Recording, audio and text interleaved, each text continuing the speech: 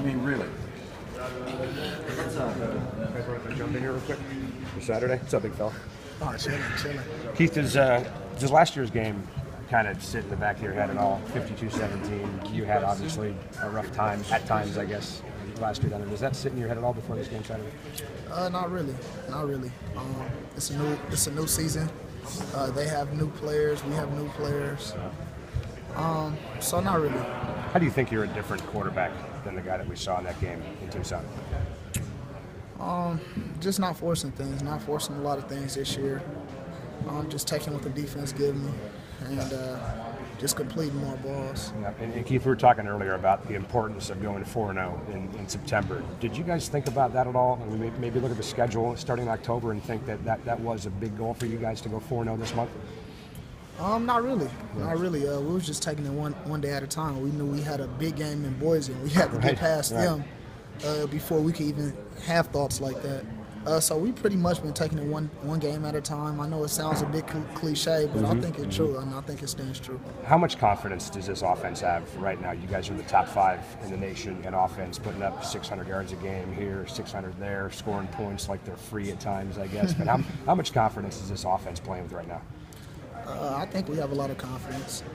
There's still a lot of things that we need to clean up before Pac-12 play. We know some of the things that we were getting away with in non-conference, we're not going to be able to get away with against tougher opponents. So we have to clean a lot of things up, but I like where we're at right now. Well, and obviously the natural follow-up to that is what are you guys getting away with now that you don't think you'll get away with starting against Arizona? On penalties, we'd be so much better if we could eliminate the penalties, at least cut them in half, you know. And I think we might lead the nation in penalties. So we have to kind of cut that down. Yep. How much do the players talk just amongst yourselves about the penalty situation? We talk about it all the time. Even when I go back to the sideline, hey man, we're shooting ourselves in the foot.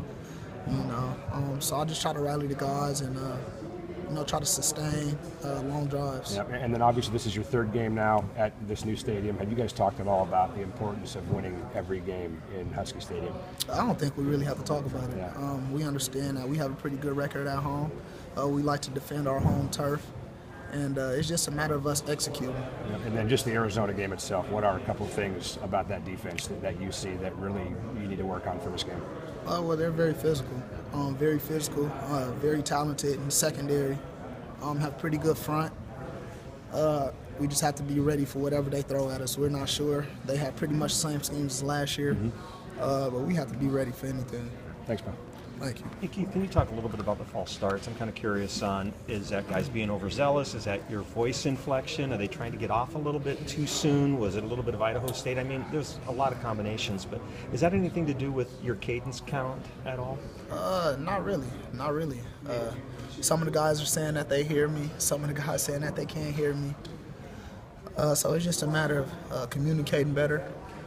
And, that's pretty much it. What's Arizona done?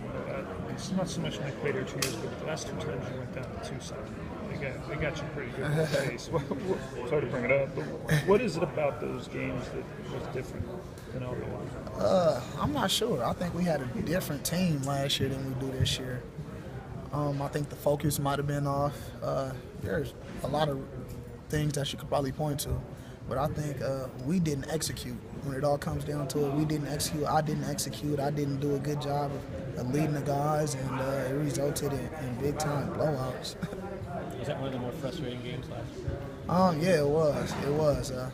I actually texted my friend Marquise Flowers and telling him we got you guys this week. And he sent me back a picture of him making me fumble, so I thought it was funny. Did that fire you up a little bit? It was funny, man. Just friendly competition, that's it.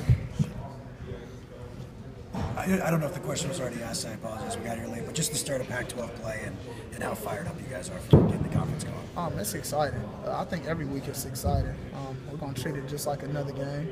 Obviously, this is the beginning of making our run to the championship or to the Rose Bowl. So we know that this is our first obstacle, so hopefully we can handle it. Looking back now, how much did the pace, just Arizona's pace last year, overwhelm you guys? I was talking to John Timo earlier, and he said it did wear him down a bit. the tempo, and then their quarterback was awesome. Yeah. But they got different guys now. But I think our defense has done a great job of going against us in the tempo that we've been giving them since spring ball. So I think they should be ready. Keith, you guys are number 3 in the country right now in offense. Are you at all surprised about how efficient you guys have been offensively so far, considering the newness of the offense? Not really. Not really.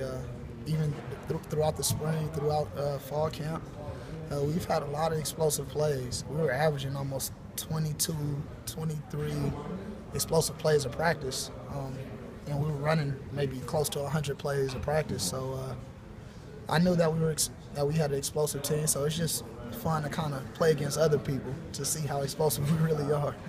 You've got so many weapons with Bishop, with Kaysen, with Austin. Jadon Mickens is really stepping up, and what we saw out of John Ross. I mean, what do you do when there's more than one guy open? You just feed on the ball. You still go through your reads. You're still disciplined in your reads, and you just deliver accurate balls and just let them run with it. What we saw out of John Ross, you've been seeing that in practice. Can you talk a little bit about John? I think that bubble kind of got his confidence back right. He was kind of going through his little freshman lulls, and so now we got the ball in his hand. He made a couple of plays on Saturday, and we're going to keep going to him. And when you have that success with that play, what does it open up for the next play? When you got a guy who can take a bubble the distance, it forces defenses forces us to spread the field, and now we can run in between the tackles. So it's kind of like, okay, you take one away, we're going to do the other. How would you describe your offense and the way it is moving right now? Pretty good. Eliminate the penalties, and we'd be even more explosive.